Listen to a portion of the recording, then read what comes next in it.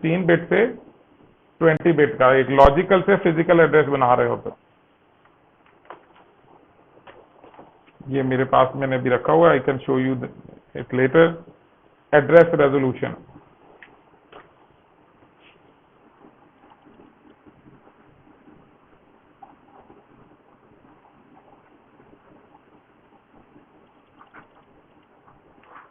Address resolution इधर से थोड़ा सा इधर कर लेते हैं, वो भी खत्म हो गया, चलो ठीक है।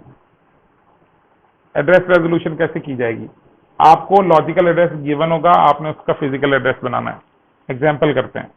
एग्जाम्पल है मेरे पास 8000H:F345H। अब आपको कहा गया है कि this is a logical address. ये क्यों लॉजिकल है ये कुछ बताया तो नहीं हुआ। एक तो ये बात है कि इसके दरमियान ये कॉलन लगा हुआ है, तो दैट्स इंडिकेटिंग कि ये बेस और ऑफसेट की फॉर्म में गिवन है। और दूसरी बड़ी बात है कि ये 16 बिट का एड्रेस है, ये 15 का नहीं है, क्योंकि इसमें 4 हेक्साडेसिमल डिजिट्स इस्तेमाल हो रहे हैं और हर हेक्साडेसिमल डिजिट बाइनरी में 4 बिट्स लेता है। तो एड्रेस रेजोल्यूशन का फिनोमिना क्या होता है? एड्रेस रेजोल्यूशन का फिनोमिना होता है कि आप अपने बेस एड्रेस के अंदर एक सिग्निफिकेंट जीरो ऐड करते हैं, ठीक है। पहले 8000 हेक्स था, आपने उसके राइट साइड पे एक सिग्निफिकेंट जीरो ऐड किया और अब उसके अंदर आप ये ऑफसेट जो है ये ऐड कर देंगे 543F, और डेफिनेटली यहां जीरो आएगा। And when we add it up the answer will be 543F8। अब ये कितने डिजिट्स हैं? 1 2 3 4 5। ये 16 बिट से 20 बिट का हो गया, ये 20 बिट का एड्रेस हो गया। और अगर मैं इसका बाइनरी क्विकली लिखूं तो वो होगा, ये 8 का बाइनरी होता है, ये F का बाइनरी है, ये 3 का बाइनरी है, ये 4 का बाइनरी है और ये 5 का बाइनरी है। तो you can count the number of bits. ये एड्रेस जो है ये रियल एड्रेस में ये बन गया, सही है। तो ये बेसिकली तरीका है एड्रेस रेजोल्यूशन। इस तरीके से होती है कि हम अपने बेस एड्रेस की राइट साइड पे एक जीरो पेंड करते हैं और ऑफसेट एड्रेस उसके साथ ऐड कर देते हैं। तो ये एक सिंपल सा फिनोमिना है जो कि हमें रिक्वायर होगा। अब हमारे पास एक और चीज इसके साथ ही आ रही है कि हमारे पास कुछ सेगमेंट रजिस्टर्स हैं, कुछ सेगमेंट रजिस्टर्स हैं प्रोग्रामर्स मॉडल में।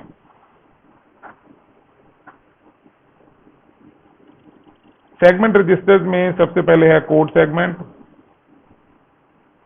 डेटा सेगमेंट, स्टैक सेगमेंट और एक्स्ट्रा सेगमेंट। ये सेगमेंट रजिस्टर्स क्या शो करते हैं? ये segment register, one thing for start, ये 16 बिट के होते हैं।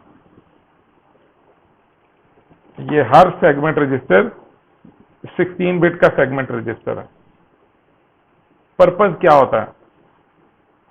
ये बता रहा होता है, यानी कोड सेगमेंट रजिस्टर हमें ये बताता है कि from which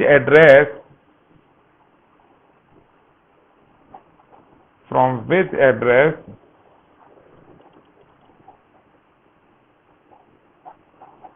does the code segment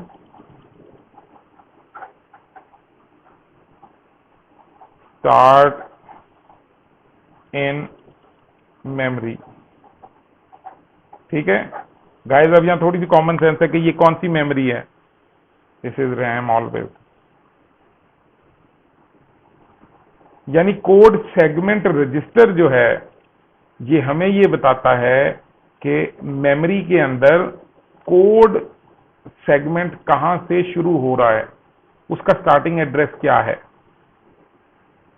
similarly data segment register क्या बताएगा, data segment register stores the starting address of the data segment in memory. और स्टैक सेगमेंट, कि स्टैक सेगमेंट मेमोरी में कहां है। एक्स्ट्रा सेगमेंट तो फिजिकल चीज नहीं होती, वो हीप होती है, इन अदर वर्ड फ्री या रिजर्व मेमोरी होती है, जो कि आप फर्दर यूज कर सकते हो इफ यू वांट टू। अब इसको समझने के लिए हमें मेमोरी के पास वापस जाना पड़ेगा। हमने कहा कि जो मैक्सिमम मेमोरी हम सपोर्ट कर सकते हैं इन दोनों माइक्रो प्रोसेसर के साथ, उसकी रेंज क्या है। तो हमने कहा कि हमारी मेमोरी जो है, ठीक है, उसकी रेंज ये है कि हमारे पास मेमोरी बाइट एड्रेसेबल है। अब चूंकि ये 20 बिट का एड्रेस होगा, क्योंकि इसकी मैक्सिमम इसे 1 मेगा तक जाना है, तो सबसे छोटा एड्रेस होगा ये वाला, ओ सॉरी 16 हेक्स में है। इससे अगला एड्रेस क्या होगा, 00001। इससे अगला 00002 हेक्स। सिमिलरली जो लास्ट मेरे पास एड्रेस होगा, जो एड्रेस रेंज मेरे पास है, वो होगी FFF।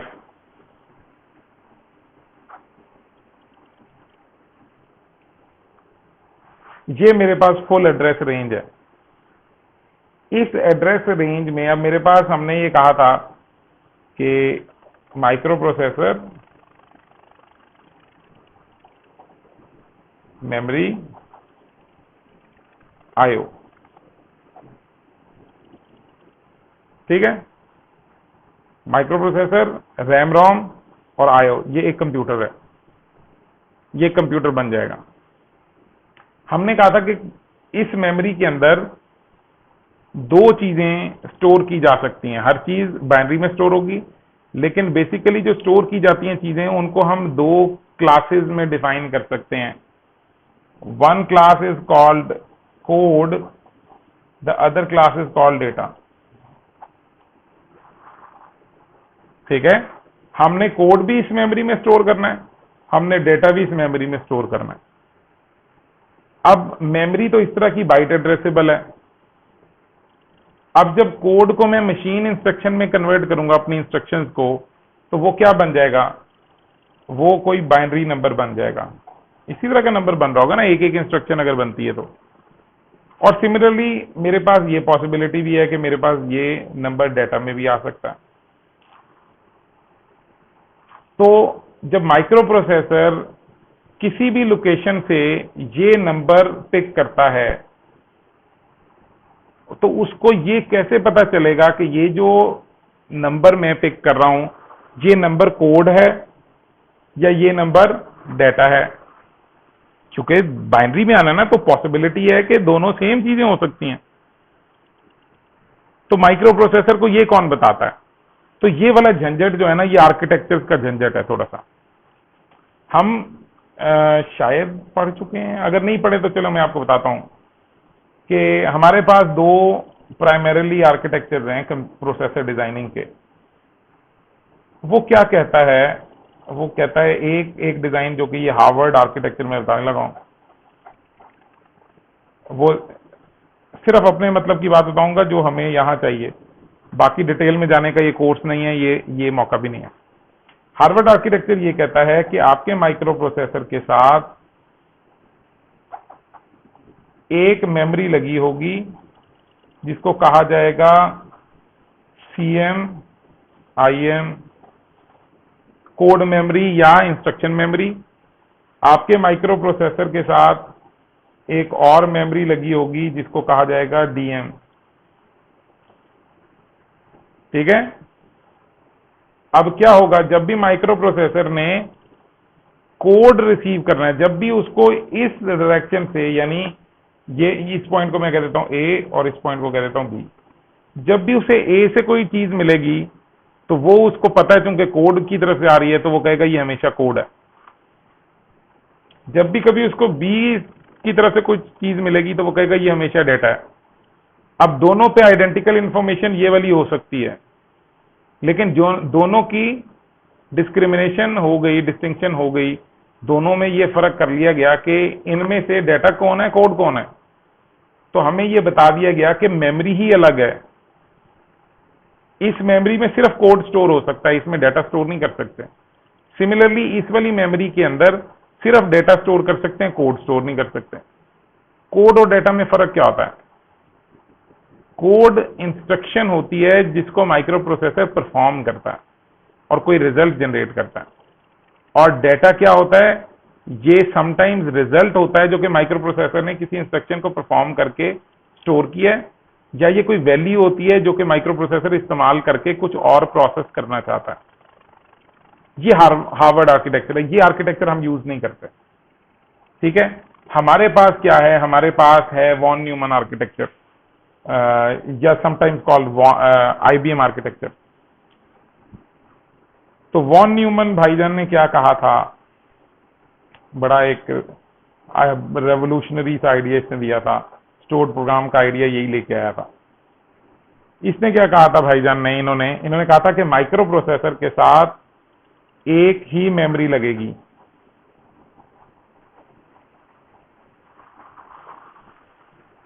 तो सवाल पैदा हो गया कि यार अब डिस्टिंग्विश कैसे करें कि कोड क्या है और डेटा क्या है। तो इन भाईजान ने फिर इसका सोल्यूशन भी दिया, और इन्होंने सोल्यूशन ये दिया कि we will make segments inside our main memory. ठीक है, अपनी फिजिकल मेमोरी के अंदर हम सेक्शंस बना देंगे। हार्वर्ड आर्किटेक्चर के केस में भी जब भी कभी हमें कोड मेमोरी एक्सेस करनी होती थी, हम उसके लिए एड्रेस जनरेट करते थे, तभी वो हमें उस एड्रेस का कोड दिया करता था। Similarly micro processor Harvard architecture में जो डेटा एक्सेस करना चाहता है उसका एड्रेस भी बताया करता था। ये इसकी एड्रेस बस है। तो वॉन न्यूमन ने ये कहा कि यार जब एड्रेस जनरेट कर ही रहे हैं तो फिर दो फिजिकल मेमोरीज क्यों लगा रहे हैं? Why not we create a discrimination here? हम यहां डिस्क्रिमिनेट कर देते हैं। हम कह देते हैं कि लेट्स से कि एड्रेस फ्रॉम 0000 से लेके FFFF तक के जो एड्रेसेस हैं, ये सारे एड्रेसेस जो हैं ये रिजर्व हैं कि ये कोड के लिए हैं। तो जब भी कभी इस रेंज में कोई एड्रेस जनरेट होगा तो इट मीन्स कि वो जो डेटा आएगा वो क्या होगा? वो इंस्ट्रक्शन होगी। विद मी और नॉट? थोड़ा सा स्किल कॉन्सेप्ट है लेकिन मुश्किल नहीं है। कोड सेगमेंट और डेटा सेगमेंट। उसने कहा कि रादर देन यूजिंग, मतलब हार्वर्ड आर्किटेक्चर में एक सवाल ये उठा था कि कोड और डेटा के अलावा भी तो हमें समटाइम्स मेमोरी की जरूरत होती है, समटाइम्स हमें टेम्परेरी मेमोरी की जरूरत होती है कॉल्ड स्टैक। तो क्या हम कोई एक फिजिकल स्टैक के लिए अलग लोकेशन बना दें, एक अलग स्टैक बना दें और उसको भी यहां कनेक्ट करते रहें? तो हमारे सिस्टम में इतने पेरिफेरल्स नहीं होंगे जितनी रैम्स होंगी। समझ रहे हो कि नहीं? और that will be costly, and most of the time I won't be using the full capacity of stack, I won't be using the full capacity of this code memory, and most likely won't be using the data memory as well to its full capacity. So why I am wasting this money with this kind of architecture? Why don't I go this way? कि create logical division inside our processor. Definitely this design has some shortcomings के this needs to process address resolve करना पड़ेगा, कोई extra complex सा hardware मजीद बनाना पड़ेगा, लेकिन ये एक रीजनेबल अप्रोच थी। सबसे बड़ा फायदा ये था कि इस अप्रोच के अंदर हम अपना कोड सेगमेंट रन टाइम पे एक्सपेंड भी कर सकते हैं, इन केसेस में नहीं कर सकते थे। I still have a Lenovo tablet at my home that follows the Harvard architecture, that has a fixed code memory and a fixed data memory, and I just keep on getting the warning message that code memory is about to fill. Delete some programs if you want to continue. अब मेरे पास ये वाली data memory खाली है, लेकिन मैं चूंकि इस आर्किटेक्चर की वजह से मैं इस वाली मेमोरी को कोड के लिए इस्तेमाल नहीं कर सकता. There are some tweaks to it कि मैं कुछ सॉफ्टवेयर इंस्टॉल करूं जो कि वर्चुअल मेमोरी की तरह ये वाला काम करे, लेकिन अगेन वो लो एंड के टैबलेट्स हैं, उससे टैबलेट स्लो हो जाता है. ठीक है, तो ये कोड सेगमेंट और डेटा सेगमेंट को रन टाइम पे हम एक्सपेंड कर सकते हैं. इस वाले आर्किटेक्चर में हार्वर्ड आर्किटेक्चर, सॉरी अब हम आर्किटेक्चर थोड़ा सा एक्सपेंड कर रहे हैं, लेकिन दैट्स द लास्ट थिंग इंशाल्लाह will be discussing and later on will be moving on to the other topic. इस आर्किटेक्चर का एक एडवांटेज है, वो एडवांटेज ये है कि this processor has a capability to simultaneously read from code memory and data memory. ये इकट्ठा इन दोनों से डेटा को रीड कर सकता है. क्यों? क्योंकि ये इनकी बसेस शेयर नहीं है, जबकि इस केस के अंदर ये लिमिटेशन है कि जब माइक्रो प्रोसेसर कोड को रीड कर रहा होगा या कोड को राइट कर रहा होगा, तो उस साइकिल में ये डेटा मेमोरी को या डेटा सेगमेंट को एक्सेस नहीं कर सकता. क्यों? क्योंकि इनकी बस कॉमन है, इनकी एड्रेस और डेटा बस और कंट्रोल बस कॉमन है. ये एक वक्त में एक ऑपरेशन ही कर पाएंगे, ये सारे ऑपरेशन नहीं कर पाएंगे. तो ये एक थोड़ा सा लैग है, लेकिन स्ट्रेट अवे सिर्फ इस लैग की वजह से इसको फेल नहीं किया जाता. ये आज का आपका इंटेल सारा का सारा आर्किटेक्चर, IBM आर्किटेक्चर इसी पे बनता है. ठीक है, सिर्फ एक चीज को देख के आप ये डिसाइड नहीं कर सकते कि which one is better and which one is bad. ठीक है, तो लेट्स सी कि हमारा लेक्चर कितना हो गया एंड फिर हम देखते हैं कि हमें मजीद आगे बढ़ना है कि नहीं बढ़ना. Okay, up till now I think we have done a lot of work. काफी काम हो गया. So I think I should be stopping. बाकी सारा काम जो है ना वो हम फिर मेकअप लेक्चर के लिए रखते हैं. ठीक है? Okay guys, अल्लाह हाफ़िज़.